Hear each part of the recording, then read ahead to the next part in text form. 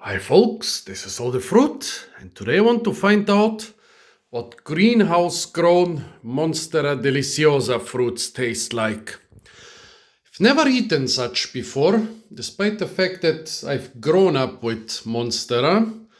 Yeah, actually in our living room there was a big Monstera plant which my family called philodendron, but it was definitely a Monstera. And yeah, my childhood in Bulgaria, in private apartments and in offices and in schools and kindergartens, Monstera was quite a standard fruit, no, quite a standard plant. But I've never seen any fruits. Neither did I see some later on apartment or office grown plants in Germany. However, just last week, a guy from Germany wrote me that he saw the biggest Monstera plant he has ever seen recently in a German hospital. So there is hope for all your home Monstera growers. By the way, if you have ever seen fruits and even flowers on Monstera grown in houses, offices,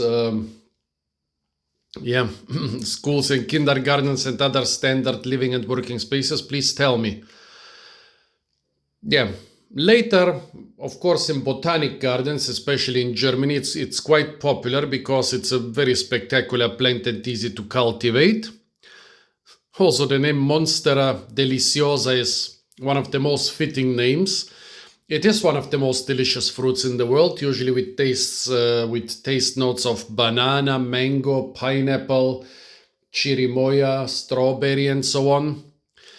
However, if you don't eat it properly, this monster will hurt you severely. It's funny enough that the name Monstera is actually not referring to the horrible glass needles, oxalate needles inside the fruit, but to the holes in the leaves, because monstrare in Latin means to show yourself.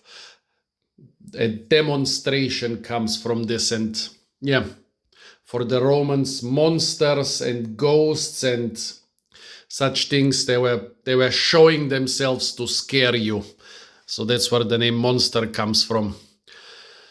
Well, anyways, 2 days ago I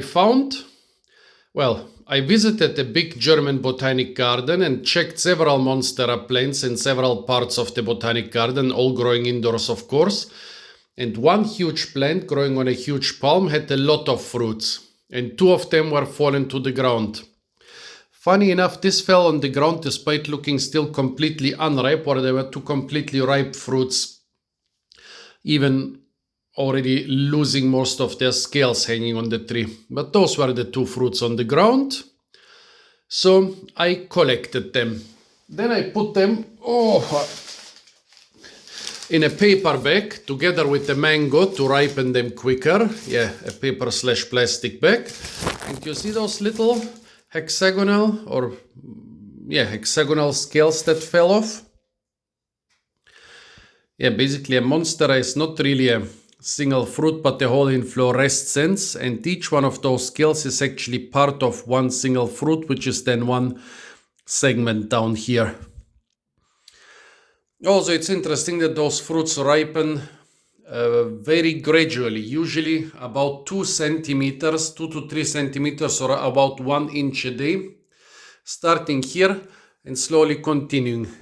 Here on this not so ripe fruit, it was still quite unripe when I put it with the mango, but 36 or something hours with the mango together in a paper bag started ripening it. So it starts ripening here from the base.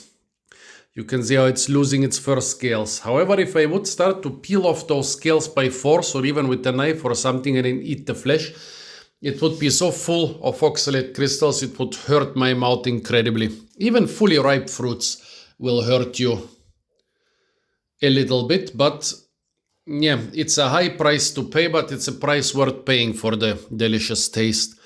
So this one here, the lower part, most of it is already ripe. Some say you can gently remove the scales if they are already very loose. Some say, nah, this can be tricky too. So the lowest part has already started to rot. Yeah, that's your problem. You have to eat it 1 inch a day. So for such a fruit, you eat it in over a week. Monday, Tuesday, Wednesday, Thursday, Friday, Saturday, Sunday, or maybe even longer. Sometimes I've carried fruits for like 10 days in my backpack. Also, don't always start on Monday. Start when the scales fall off. So let's try this piece of the ripe fruit. Well, this ripe piece of the fruit. Let's try it.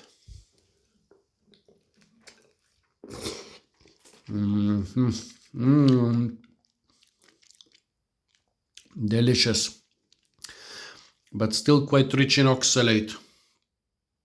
You can actually see the oxalate needles a little bit on the surface. Sometimes they are very well visible. Here I can see a couple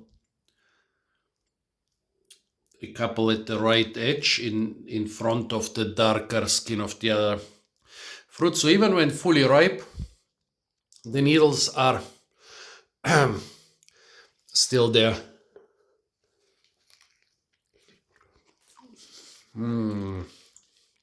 About the taste, this does have the delicious Monstera flavor. However, I would say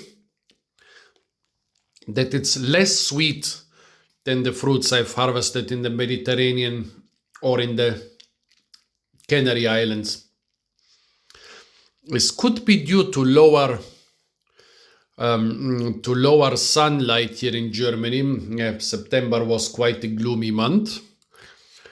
And I harvested them, well, I picked them from the ground at the end of September. It could also be due to the fact that maybe it fell off prematurely. I mean, it still looked very unripe, except the lowest part when I picked it. It was broken in two instead of falling off properly. Maybe it was removed by force. I don't know, when leather was put against the palm trunk or whatever. Here. Sometimes you can see the oxalate needles also on those things. Yeah, so it lacks the sweetness. I don't know if it's due to the lack of sunshine or due to the fact that it came off prematurely. I've actually never picked premature Monstera fruits to ripen them over a longer period, because I'm usually moving with my backpack every 2 to 3 days when I'm traveling, and carrying a couple of those heavy things is quite a lot of work. So I'm only familiar with fruits which I've harvested, only fruits where part of the scales were already gone. Also because I'm quite scared of oxalates. So those, it might be due to the premature falling off of those fruits. So folks, this was the tasting of a Monstera from a German greenhouse. Very interesting that it tasted different, but now I still need an explanation why it tastes different. Tell me your experience with Monstera. Apart from that, stay tuned for a lot more fruit videos from the beautiful and incredibly fruit-rich German greenhouses. And of course, don't forget to like, share, comment, and subscribe.